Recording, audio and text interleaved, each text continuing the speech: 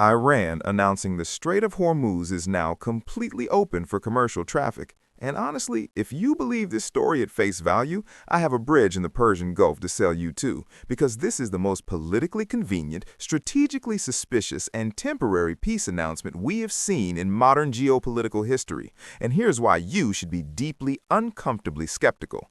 Shipping traffic through the Strait of Hormuz has been largely blocked by Iran since February 28, 2026, after the United States and Israel launched an air war against Iran and assassinated its supreme leader.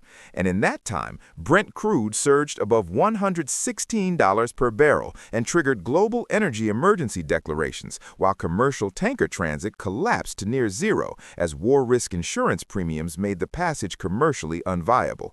So the human cost of this blockade was catastrophic, real, and devastating. And now suddenly Iran flips a switch and says we're open, and everyone is supposed to cheer?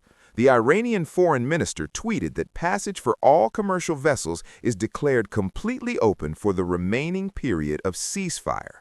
Notice those words, remaining period of ceasefire. This is not a permanent solution. This is a diplomatic band-aid slapped over a hemorrhaging wound, because as part of its ceasefire plan, Tehran has demanded that its control over Hormuz must continue, and after the ceasefire period expires, Iran and Oman will charge fees on ship transit, which means the world's most critical energy choke point is now effectively being turned into a toll road managed by the same regime that laid sea mines, bombed ships, and held global oil supply hostage for weeks.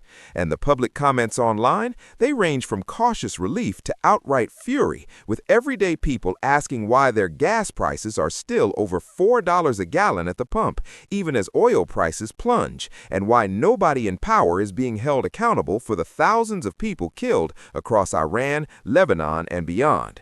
The comment sections are screaming what the headlines won't say, that this reopening is temporary political theater timed perfectly to a ceasefire that expires in 10 days, after which we are right back at the negotiating table with a regime that now knows it can strangle the world economy whenever it wants leverage. So go ahead, let the stock markets rally, let the financial outlets write their cheerful headlines. But remember this, the strait cannot be opened by force, and Iran will not easily give up the asymmetric advantage that effective control of Hormuz provides. And until there's a permanent, verified, internationally enforced solution, every tanker sailing through that strait today is sailing on borrowed time.